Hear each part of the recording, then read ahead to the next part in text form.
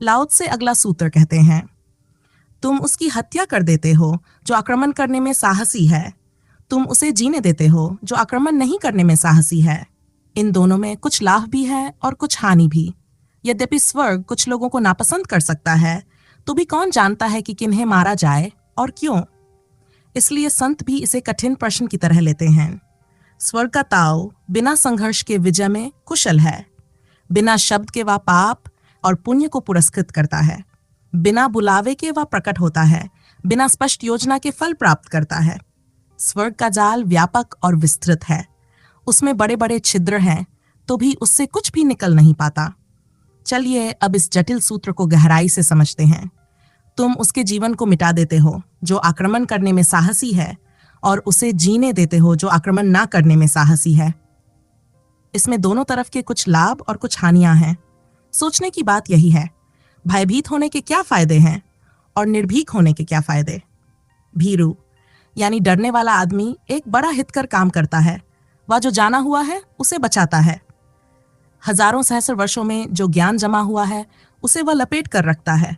वह परंपरा का रक्षक है, वह पुराने रास्तों को पकड़ कर रखता है ताकि वे खत्म ना हो जाएं। तुम एक व्यक्ति हो, तुम भटक सकते हो, पर परंपरा वह है जिसमें हजारों वर्षों का निचोड़ है, उसे इतनी आसानी से त्यागा नहीं जाना चाहिए। कई बार वही परंपराएं ही बुद्धिमान पुरुषों के चरणों का चिन्ह होती हैं, और उन्हीं पर चलकर लोगों ने जीवन में बहुत कुछ पाया है। दूसरी ओर निर्भीक, जो बोलने और नए मार्ग पर चलने वाला आदमी है, जो जन्म देता है नया विचार, नया रास्ता, नई खोज। निर्भीक वो पैदा करते हैं जो पहले कभी नहीं था, वे पुरानी सीमाएं तोड़ते हैं। पर निर्भीक का स्वभाव है कि वह नए के लिए किसी भी खतरे को अनदेखा कर देता है। वह बिना गहरी जांच के निकल पड़ता है और 100 में से 99 बार भटक सकता है। निर्भीक जनक है, पर संरक्षण में वह कमजोर है। नया बनते ही उसे बचाने वाले की जरूरत होती है, और वही काम भीरू करता है। भीरू संरक्षक है, निर्भीक जन्मदाता। निर्भीक वैसा है जैसी माँ है जो जन्म दे देती है और चली जाती है। भीरू वह दाई है जो बच्चे को पालती है जब तक वह जिंदा है।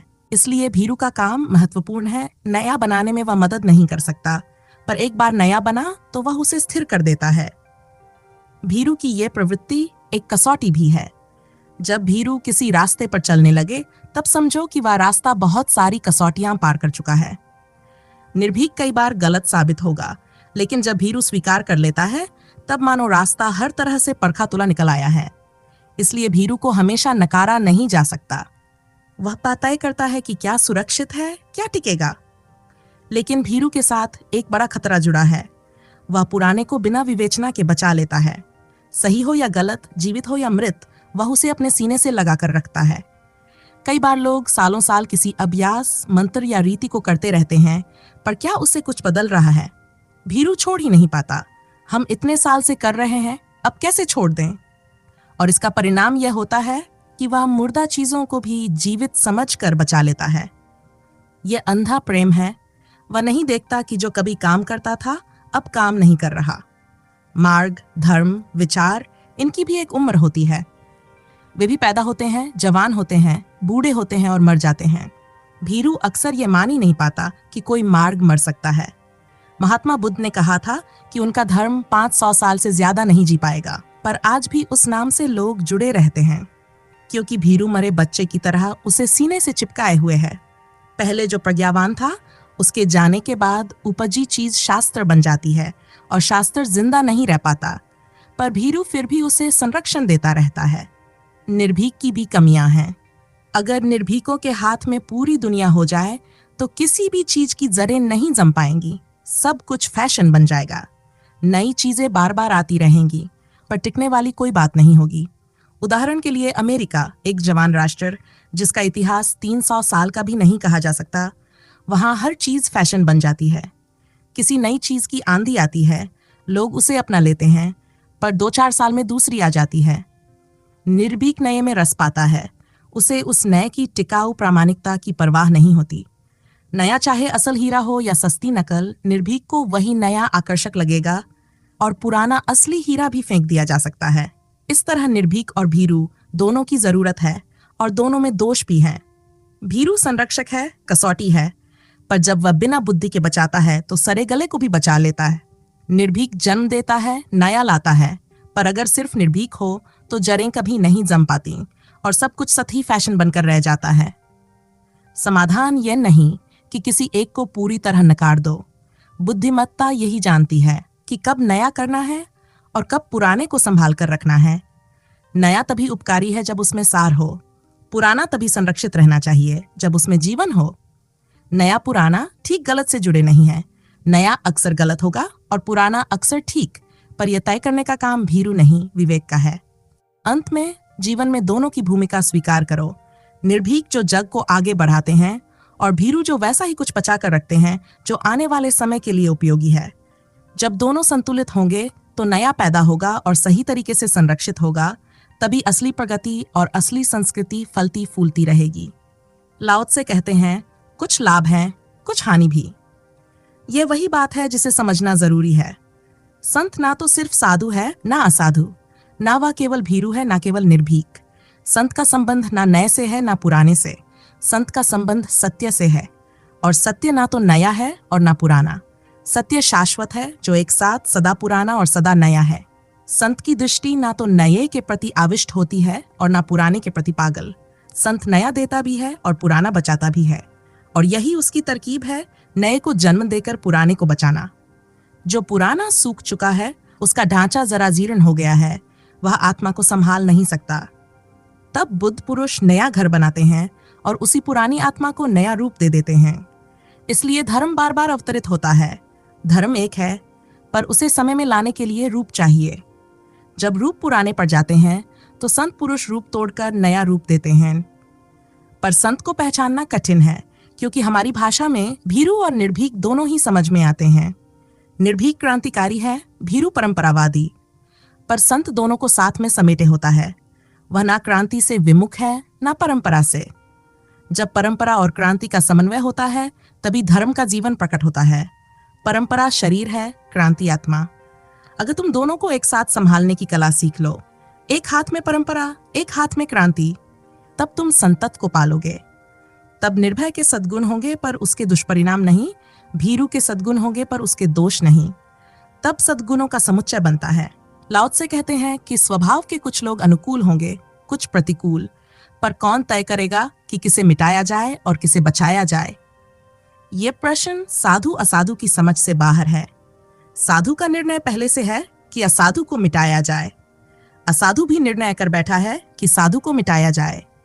पर संत के लिए यह कठिन प्रश्न है, किसे मारा जाए, किसे बचाया जाए?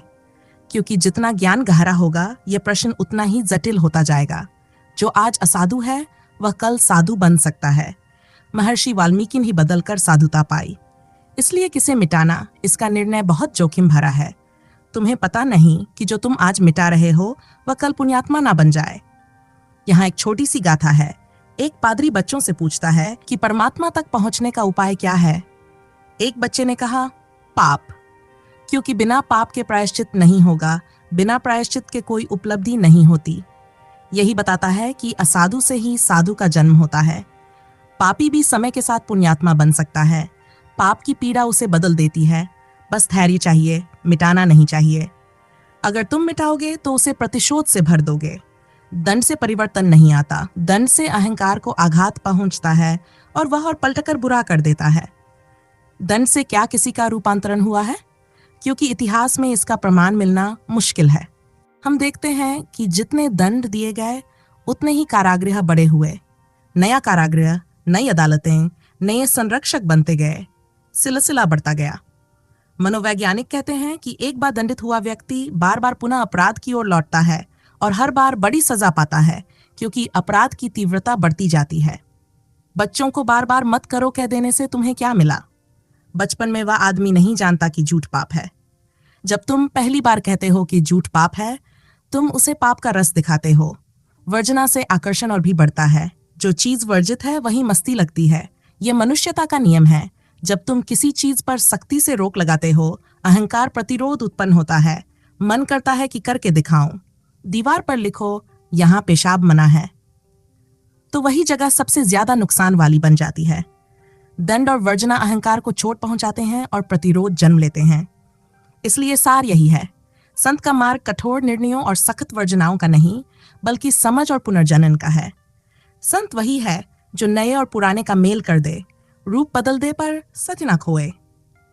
संत दुनिया को नया जन्म देते हैं और उसी नए से पुराने को जीवित रखते हैं। असाधु में भी वह बीज होता है जो कल साधु बनेगा। पापी में भी वह बीज है जो पुण्यात्मा बनेगा। इसलिए दंड से पहले, वर्जना से पहले धैर्य और समझ रखो। अहंकार को आघात पहुंचाने से कुछ भी सुलझता नहीं, बल्कि उल्टा होता है। इसलिए लाओ से कहते हैं, कौन जानता है किन्हें मारा जाए और क्यों? ये निर्णय कठिन है और शायद असंभव भी, क्योंकि हम कौन होते हैं निर्णय करने वाले? जीसस ने भी कहा था, निर्णय मत लो, क्योंकि तुम्हारे सब निर्णय गलत होंगे। लाओ से आगे कहते हैं, स्वर्ग का ताव बिना संघर्ष के विजय में कुशल है। ये कहता है, मारो मत, दंड मत दो, छोड़ दो जीवन के रहस्य पर, छोड़ दो परमात्मा पर। वह बिना मारे बदल देता है, बिना मिटाए रूपांतरित कर देता है। उसकी कला अनोखी है।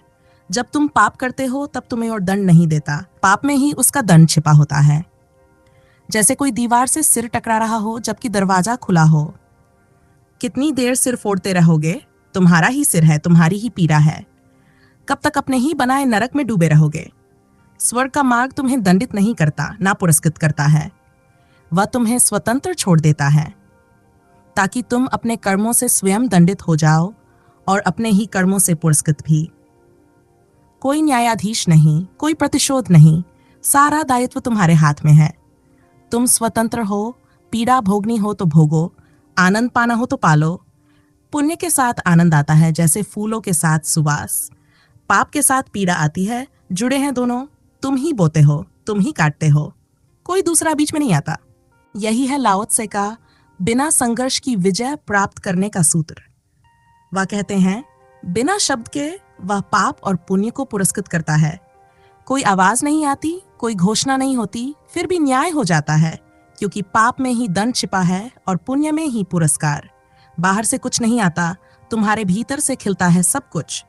कानून बनाने वाले भी मनुष्य हैं, कानून तोड़ने वाले भी। जो बुद्धि कानून बनाती है, वही बुद्धि उसे तोड़ भी देती है। तो आदमी ऐसा कानून कभी बना ही नहीं सकता जिसे आदमी ना तोड़ सके। केवल परमात्मा का नियम ऐसा है जो टूटता नहीं, लेकिन इंसान के बनाए कानूनों ने परमात्मा के नियमों को ढक दिया है। अब कोई ये देख ही नहीं पाता कि उसका दुख भीतर से आ रहा है। इस तरह उसकी नजर भटक जाती है।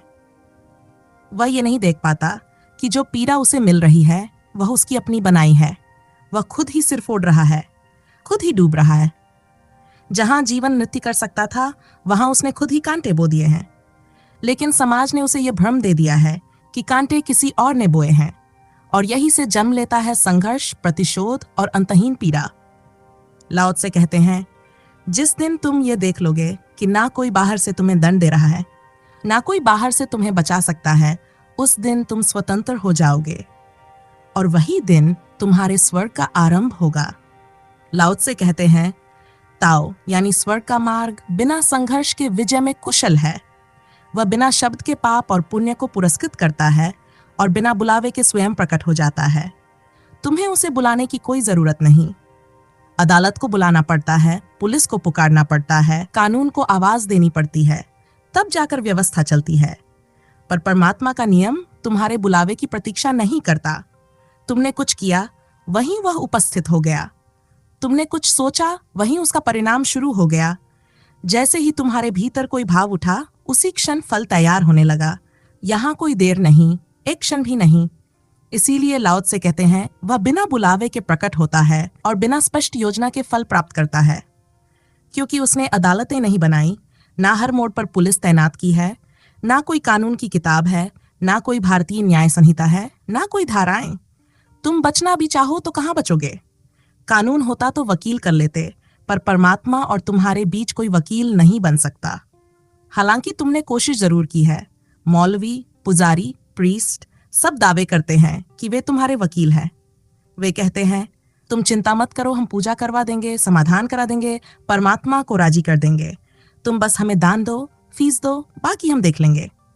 और तुम सोच लेते हो कि अब पाप भी सुरक्षित है, क्योंकि पूजा तुम्हारी ओर से हो जाएगी। पर वहां वकालत चल ही नहीं सकती, क्योंकि वहां कोई लिखा हुआ कानून नहीं है, तो तोड़ोगे कैसे? जहां दस्तावेज होता है वहीं तो नियम तोड़ा जा सकता है। जिस स्त्री से विवाह किया गया हो उसी से तलाक लिया जा सकता है, पर जहां प्रेम बिना कागज के हुआ हो वहां तलाक कैसा? कानून के साथ तो तोड़ने का उपाय है, पर जहां सबन लिखा है वहां बचने का रास्ता कहां? लाओ त्से कहते हैं, परमात्मा बिना किसी योजना के फल देता है, क्योंकि अगर उसने कोई योजना बनाई होती तो कुछ चालाक लोग निकल जाते, कुछ रास्ता खोज लेते, पर वहां कोई जाल ही नहीं है, तो बचोगे कैसे, भागोगे कहां? जहां भी जाओगे वहां वही मिलेगा। उसका जाल व्यापक और विस्तृत है, तुम खुद उसी जाल का हिस्सा हो। फिर लाओ त्से कहते हैं, उस जाल में बड़े बड़े छिद्र हैं, फिर भी कोई उसमें से निकल नहीं पाता। छिद्र का मतलब है पूर्ण स्वतंत्रता। फिर भी तुम भाग नहीं सकते, क्योंकि जहां भी जाओगे वहां वही नियम है। तुम्हें तुम्हारे पैरों के नीचे भूमि बनाता है, वही नियम तुम्हारे सिर के ऊपर आकाश बनाता है, और वही तुम्हें स्वयं बनाता है। स्वतंत्रता पूरी है। तुम जो चाहो करो। बुरा करो तो तत्क्षण दुख मिलेगा, भला करो तो तत्क्षण अमृत की वर्षा होगी। तुम्हें पूरी छूट है, चाहो तो नरक बनाओ, चाहो तो स्वर्ग बना लो, पर उस जाल से बाहर नहीं निकल सकोगे। ये कितनी सुंदर बात है। परमात्मा ने किसी की स्वतंत्रता छीनी नहीं, यहां तक कि वह स्वयं भी तुम्हारे सामने नहीं आता, क्योंकि उसकी मौजूदगी तुम्हारी स्वतंत्रता को तोड़ सकती है। लोग पूछते हैं, परमात्मा दिखाई क्यों नहीं देता? क्योंकि अगर वह दिखाई पड़ जाए तो स्वतंत्रता खत्म हो जाएगी। जैसे कोई बच्चा सिगरेट पी रहा हो और अचानक उसका पिता आ जाए तो वह तुरंत सिगरेट छिपा लेता है, डर पैदा हो जाता है। अगर परमात्मा सामने खड़ा हो तो तुम पाप कैसे करोगे? तुम्हारे भीतर तुरंत अंकुश जन्म ले लेगा।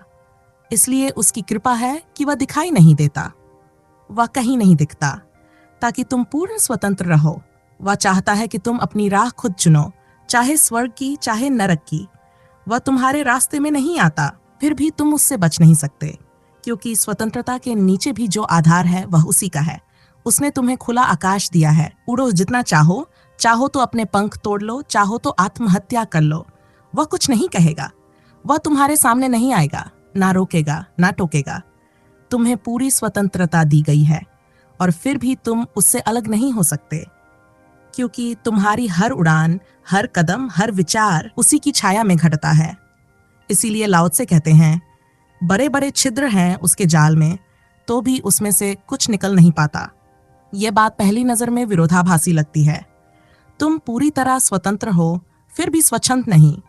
तुम्हारी स्वतंत्रता बिना किसी शर्त के है, लेकिन वह अराजक नहीं है, क्योंकि उस स्वतंत्रता के पीछे भी एक नियम है। उसी नियम को लाओ त्से ताओ कहते हैं, और इसी नियम को भारत ने धर्म कहा है।